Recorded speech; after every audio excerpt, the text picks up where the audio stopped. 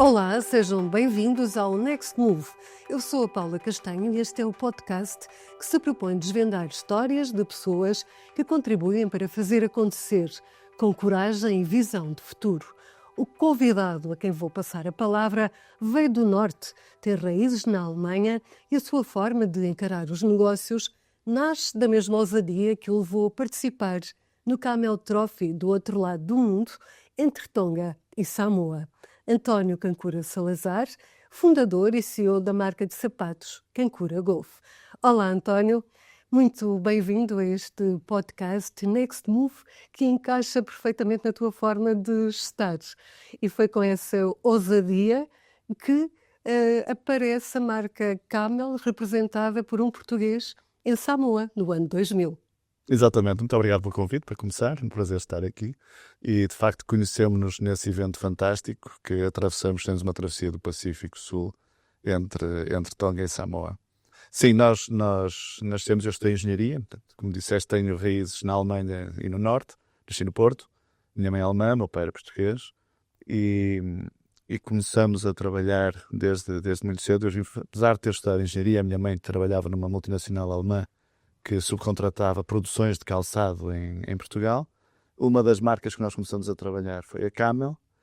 A Camel tinha esse evento fantástico que toda a gente maravilhoso, sabia, único. Espetacular, uma aventura louca, fantástica.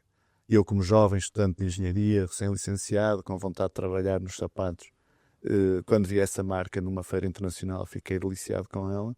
Começamos a trabalhar a marca e, como consequência, depois apoiamos a participação portuguesa no Camel Trophy.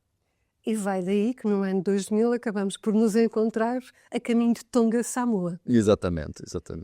Foi sem dúvida um desafio. O equipamento que levamos era Camel, desde os sapatos, às camisas, ao relógio.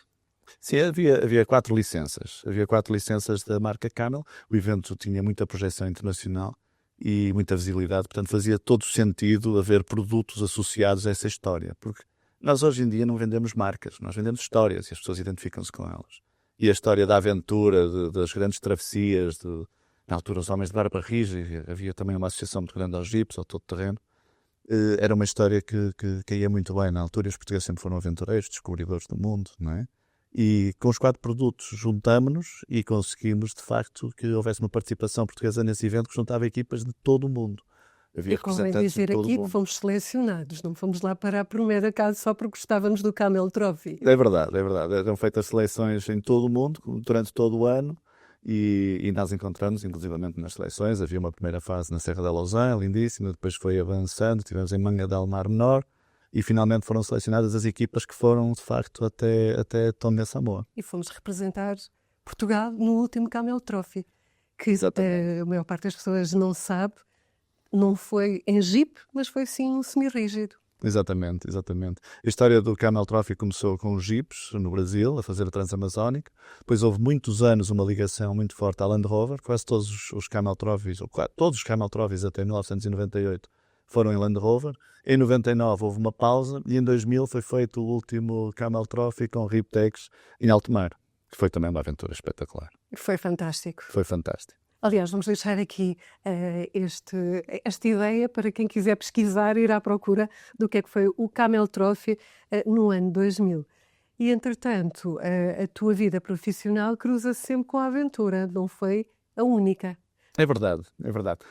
O Camel Trophy terá sido o impulsionador. A partir do Camel Trophy, a partir da ligação que eu tive já antes de 2000 com a Land Rover, comecei a participar em provas de todo terreno. Já no meu tempo de engenharia, eu acompanhava os ralis, os anos loucos dos ralis, os anos 80. Eu tive inclusivamente a sorte, devido à minha raiz alemã, de trabalhar como tradutor intérprete na equipa da Audi, aqueles monstros de 500, 600 cavalos, que era um entusiasmo. Não? E pronto, sempre entusiasmado pela mecânica, aí daí a engenharia mecânica, seguia os automóveis e depois do Camel Trophy continuei ligado aos jipes. E nós fomos impulsionadores em Portugal dos chamado trial, hoje ainda é conhecido como trial, que eram provas de jipes que se faziam aqui, que eram consideradas as mais duras.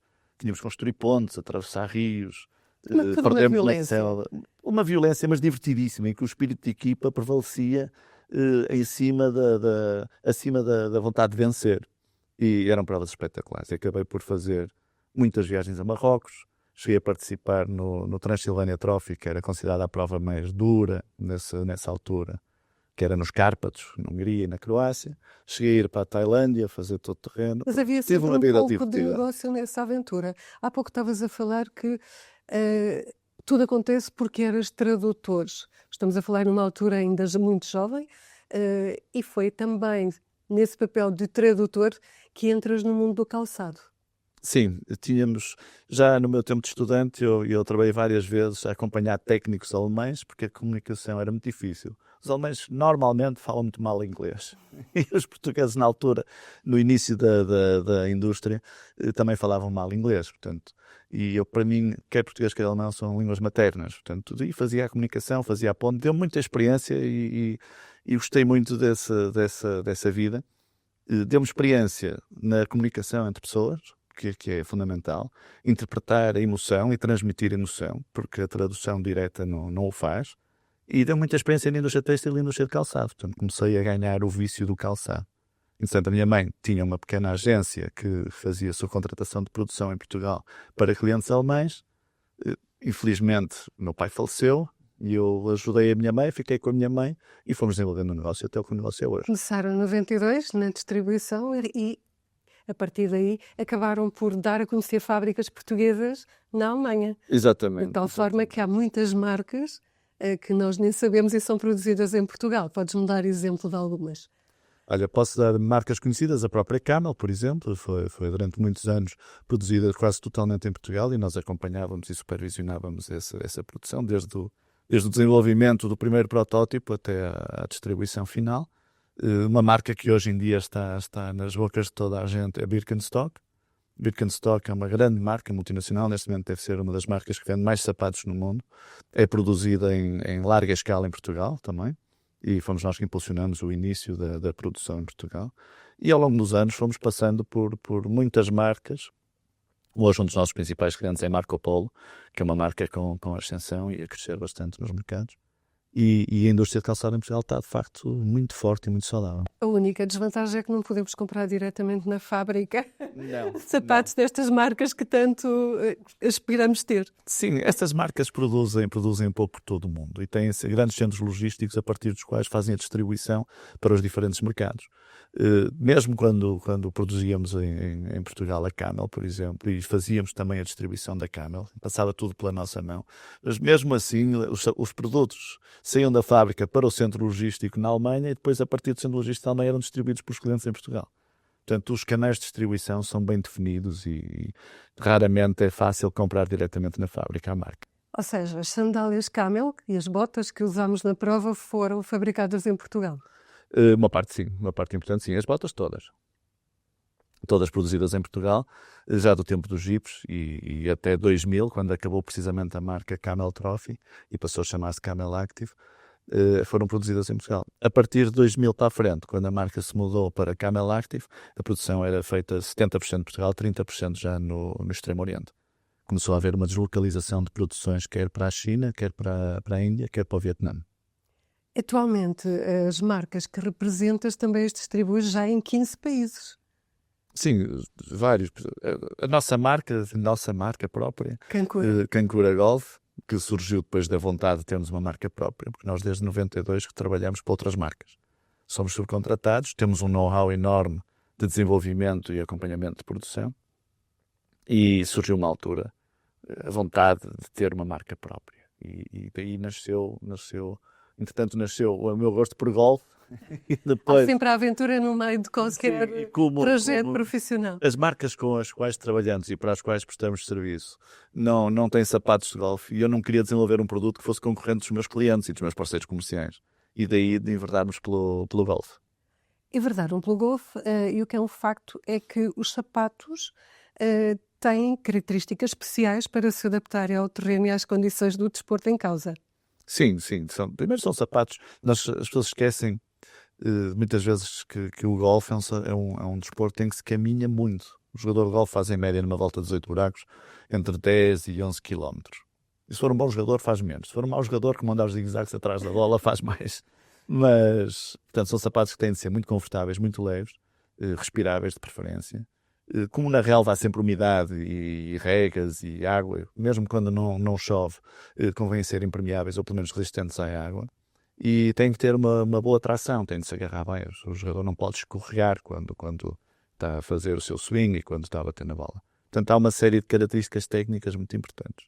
E recentemente fizemos até um trabalho muito interessante com o Centro Tecnológico de Calçado, com um profissional que é apoiado por nós, para verificar a transferência de peso e em que ponta do pé, em que sítio do pé é que tem mais peso e mais pressão, etc. Já agora, para ficarmos todos esclarecidos, qual é o ponto do pé que tem mais peso ou que transmite mais peso? No jogador destro, a face esquerda do pé esquerdo é que recebe todo o apoio da rotação. Portanto, o jogador apoia-se todo em cima do pé esquerdo. E depois também apoia muito na ponta do pé direito, que é quando termina o swing, normalmente termina com a ponta do pé direito. E depois há uma rotação e uma transferência dentro do sapato enquanto se produz um movimento de golfe. É muito interessante. Convido-te a ires ver o nosso site porque tem lá muita informação. Tem lá muita informação. De qualquer das formas, é um nicho de mercado, ainda assim expressivo do ponto de vista das vendas. Para nós é um nicho de mercado, é um mercado expressivo a nível global, mas para a Kenpura é de facto um nicho. Eu não gosto de menosprezar o negócio. É um negócio, mas é mais um hobby do que um negócio. Ainda assim, tem de faturação cerca de 1 milhão anual. Certo, exatamente. O que não deixa de ser pequeno dentro do volume que nós faturamos, que movimentamos. Nós movimentamos neste momento mais ou menos 50 milhões de euros em sapatos.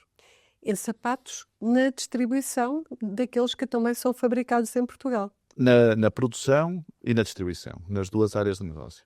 Faturamos 50 milhões. Mais ou menos 1 milhão de pares com preço médio de 50 euros, porque o preço médio em Portugal tem subido bastante. Porquê é que Portugal continua a ser interessante do ponto de vista da produção do sapato? A qualidade acima de tudo. Portanto, temos muitos anos de experiência na produção de calçado, a qualidade é excelente, temos técnicos fantásticos, temos amor ao sapato. Os portugueses são artistas, somos verdadeiros artistas, portanto há um amor muito grande ao sapato. Às vezes temos um defeito, que é o facto de não planearmos, mas o facto de não planearmos tem outra característica interessante, que é desenrascamos tudo. E nos sapatos isso às vezes é importante, desenrasca e essa arte entra e flui nos sapatos. Por outro lado, temos a proximidade do mercado europeu, especialmente do mercado europeu. Nós, quando produzimos sapatos na Índia ou na China, temos lead times terríveis. Temos que desenvolver com muita antecedência, temos de encomendar com muita antecedência. Se não pudermos usar materiais locais, temos de contar com o tempo de envio dos materiais daqui para lá. Depois temos de pensar no tempo de virem os contentores com os sapatos de lá para cá. É toda uma logística enorme. Muito difícil. E agora com os problemas que houve, por exemplo, no Canal do Suez, em que os barcos tinham de dar a volta por África, os barcos precisavam de mais 2-3 semanas para o transporte, a mercadoria chegava tarde ao mercado. Portanto, tudo isso dificulta alguma deslocalização de produtos para a China daquilo que é pronta moda e moda rápida, porque o mercado exige reação muito rápida. António, quando chegas à Índia, vais com a indicação de alguns modelos de sapatos para serem lá produzidos, de todas essas marcas que representas? Não todas, só algumas. Nós temos marcas que ainda fazem questão, e eu fico muito gratificado com isso, em terem o USP Made in Portugal. E isso é um argumento de venda que cai muito bem nos consumidores finais. E hoje, inclusivamente, há consumidores que nas lojas procuram produto europeu. E penso que vai haver cada vez mais essa tendência. E depois a pegada carbónica, se lhe quisermos chamar assim também, é importante porque o sapato controlado, produzido na Europa, obviamente que não deixa uma pegada tão grande de transportes de um lado para o outro, de barcos, de aviões. Tudo isso é muito mais curto e mais rápido na Europa. Há marcas que de facto nos obrigaram a ir para a Índia. Nomeadamente? Olha, por exemplo, a Gabor obriga-nos a produzir componentes na Índia. Mas porquê? Por uma questão de competitividade de preço. A mão de obra é muito mais barata? É muito mais barata. A Índia é bastante mais barata. Os materiais? E quando conseguimos, já tem muito bons materiais. A produção na Índia compensa tanto mais quanto mais utilizarmos materiais locais. E os indianos são muito bons artesãos também. e trabalham muito bem. A qualidade é muito boa. Depois de aprenderem o processo, se nós levarmos o nosso know-how, se lhes ensinarmos exatamente o que é que queremos e o que é que precisamos, eles depois produzem muito bem. Aquilo que aconteceu em Portugal nos anos 70 e 80, porque o que nos aconteceu a nós é aquilo que nós estamos a fazer na Índia. Quando a indústria de calçado em Portugal estava a nascer e a crescer, e vieram os técnicos alemães, ingleses, franceses, precisamente explicar aos portugueses como é que se produz. Exatamente. E agora estamos nós, isto é um ciclo. E agora estamos nós a ir à Índia explicar-lhes como é que se produz. E como é que chegamos à Índia? Podiam ter ido para a China, para outro país. E porquê a Índia? Aqui é uma história interessante. Aquela zona sempre foi conhecida por ter boas peles, por trabalhar artigos de couro e marroquinaria. E há uma grande empresa europeia, dinamarquesa, que procurava parcerias e procurava alguém para produzir sapatos e as gáspias, que são a parte de cima em pele do sapato, que é Eco. E a Eco foi uma grande impulsionadora da produção de sapatos na Índia. E os outros foram um pouco atrás. Nós, quando fomos para a Índia, o primeiro contacto que tivemos com a Índia foi com um grande parceiro comercial nosso, que ainda hoje é um dos nossos principais parceiros comerciais, que é a Jeffar, provavelmente um dos 3 maiores, se não o maior grupo de calçado português, que tem uma fábrica própria. E, portanto, nós começamos a ir para lá via Jeffar. Começamos a procurar sapatos que precisavam, de facto, que é uma mão de obra muito elevada, que precisávamos de otimizar preços, e em cooperação com eles começamos a produzir na Índia. Então, o negócio foi se desenvolvendo e hoje temos já uma parte importante de produção na Índia. E nós, produção nacional, não ficamos prejudicados por esse desvio? Não ficamos prejudicados porque um dos problemas que nós temos não é só a questão de preço, é também a questão de capacidade. E hoje em dia nós temos cada vez menos mão de obra que gosta de trabalhar nos sapatos, nas costuras, aquelas senhoras antigas, que trabalharam nas costuras das fábricas de sapatos, mas que trabalharam para dar uma formação aos filhos que eles não precisassem de trabalhar nas fábricas de sapatos. Portanto, além do preço, hoje temos cada vez maior dificuldade em encontrar mão de obra qualificada. As filhas das costureiras hoje são médicas, são advogadas, são doutoras, portanto, foram-se afastando dos foram-se trabalhos afastando manuais. destes trabalhos manuais e é cada vez mais difícil encontrar gente para fazer estes trabalhos manuais. Já na montagem, que é predominantemente dominada por homens, por sexo masculino, é algo mais tecnológico. Tens máquinas pesadas e tal, e é mais fácil encontrar homens para trabalhar nas montagens do que senhoras para trabalhar nas costuras. Portanto, o nosso desvio para a Índia foi também pressionado por falta de mão de obra. Portanto, acabamos por não prejudicar, não estão a fechar fábricas, nem estão a pessoas a ir para o despedimento por nós deslocalizarmos produção para a Índia. Portanto, acaba por ser uma consequência natural da evolução que nós temos. E quase um complemento. É um complemento, sim. E mantemos a mais-valia em Portugal, porque o negócio flui por Portugal, a faturação flui por Portugal, as mais-valias ficam cá, as empresas pagam impostos cá, portanto acaba por ser uma situação win-win. E a marca Portugal continua a representar prestígio e, por outro lado, também qualidade. Muito. Portugal, neste momento, é reconhecido internacionalmente como um dos principais países produtores de calçado de qualidade. Porque mesmo que nós quiséssemos produzir sapatos para aquelas multinacionais que hoje conhecemos, as Skechers, as Adidas, as Nikes, já não teríamos capacidade na indústria capaz de dar resposta às solicitações e aos volumes dessas empresas. Por outro lado, como é que se comunica, e agora voltando aos teus produtos Kankura Golf, que também já tem também sapatos de vela, mais ligados ao verão e ao mar, como é que se comunica a marca Kankura? Sendo, obviamente, para nichos de mercado muito específicos. Sim. É como eu te disse no início, nós não vendemos a marca Kankura. Kankura é um nome de origem checa, já agora, muito rapidamente. É mais do que o nome de família, já é uma marca. O meu bisavô era checo, no fim da Primeira Guerra Mundial emigrou para a Alemanha, o meu avô já nasceu na Alemanha, a minha mãe nasceu na Alemanha, depois veio para Portugal. E é um nome cada vez mais raro, cada vez mais difícil de encontrar. Não houve muita... Não há muitos por aí. Não há muitas Kankuras no mundo. Nós contamos a história da marca. Contamos a história da marca, como é que a marca nasceu, quem é a empresa, damos uma cara à marca, a história da minha mãe, a minha história, comunicamos que tudo aquilo que acabei de dizer é feito em Portugal, com carinho, com amor, com qualidade, com matérias-primas certificadas, com mão de obra certificada, com mão de obra de alta qualidade.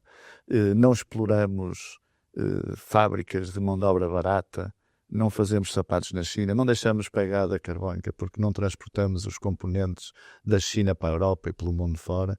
Portanto, criamos toda esta história à volta de um produto nacional feito com carinho, com qualidade e com muita tecnologia, e daí as nossas parcerias com o Centro Tecnológico, termos sempre a procura de novos materiais. Estamos agora a desenvolver uma sola com um material ultra leve, que até agora só se encontrava nessas grandes multinacionais americanas. Já vamos ter isso também na Kankura, produzido em Portugal, na Procalçado, que é uma das maiores empresas produtoras de solas em Portugal e uma muito importante no mundo.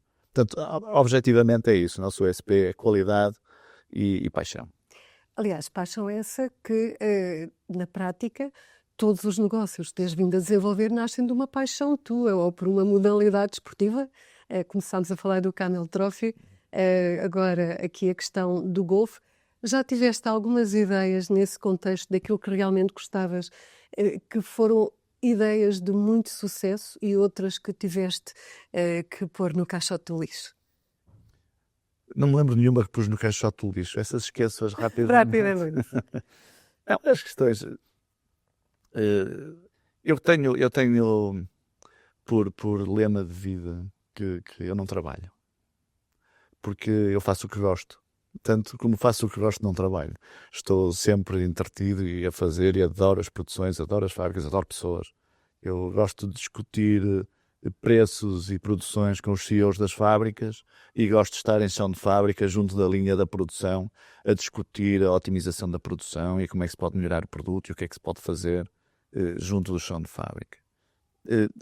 As ideias vão surgindo e as ideias vão nascendo e tentamos sempre evoluir nos sapatos, melhorar os sapatos, optimizar os sapatos em termos de design, em termos de qualidade, em termos de produto.